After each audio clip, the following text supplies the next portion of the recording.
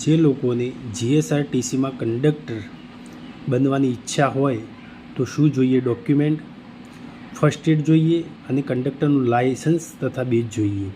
તો હવે જે લોકો પાસે કંડક્ટરનું લાયસન્સ કે બેજ નથી અને કંડક્ટરની પરીક્ષા આપવી છે તો શું કરવાની પ્રોસેસ?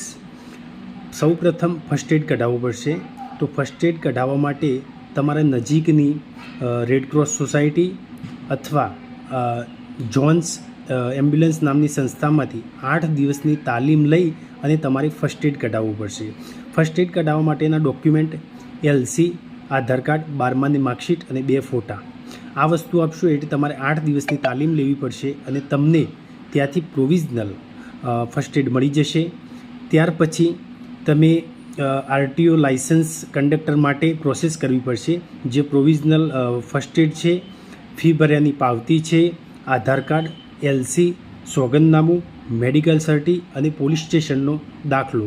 આટલી વસ્તુ લઈ તમે RTO કચેરી જવું પડશે. ત્યાં ઓનલાઈન કંડક્ટર લાયસન્સ માટે એપ્લાય કરવું પડશે. તમને જે તારીખ અનુકૂળતા હોય એ તારીખ તમે નક્કી કરી શકો છો અને એ દિવસે આ વસ્તુ ડોક્યુમેન્ટ ઓનલાઈન ફોર્મ ભર્યા પછી મેન્યુઅલી ડોક્યુમેન્ટ લઈ તમે RTO કચેરી જવું પડશે.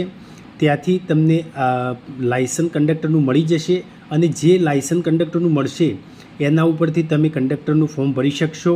જો મારો આ વિડીયો ગમ્યો હોય તો લાઇક અને શેર અને સબસ્ક્રાઈબ કરવા વિનંતી. જય હિન્દ.